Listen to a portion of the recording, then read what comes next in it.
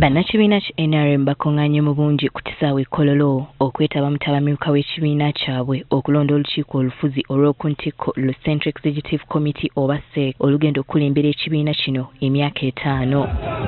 Tabamyuka asembye pulezidenti w'eggwanga lino ku bwa ssentebe wa NRM kono okwatira ekibiina kino bendera ku kifo ky'omukulembeze w'eggwanga mu kulonda okujja era ng'ono ayiseewo nga tawakanyiziddwa. Ne ku kifo ky'omumyuka wa ssentebe wa NRM asooka era bannakibiina balonze Alhaji Moses Kigongo awatabadde amuvuganya. Mu kwogera kwe omukulembeze w'eggwanga yeebazizza bannakibiina okuddamu okumusaamu obwesige okubakulembera.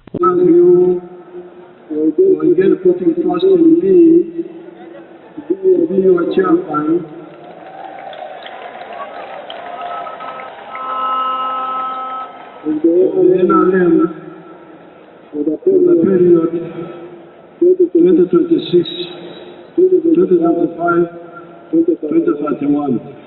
Thank you so much. Wabula ono talemye kwogera ku ebyo ebituukiddwako ekibiina kyabwe emyaka gy'amaze ng'akikulembera. Economic recovery, where we brought back some of the seeds, we brought back cotton, we brought back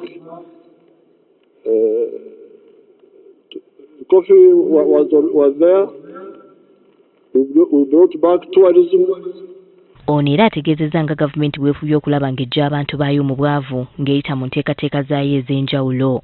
And when in commercial agriculture, sector 1, we identified 7 activities.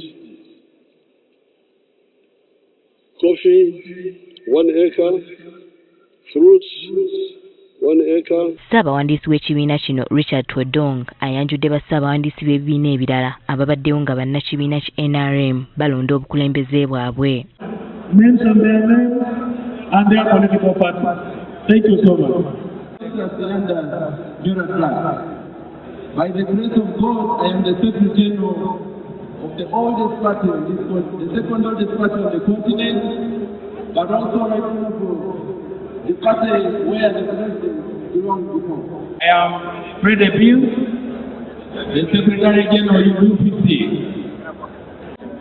Justice Forum, JMA, Justice, Social Justice, Education.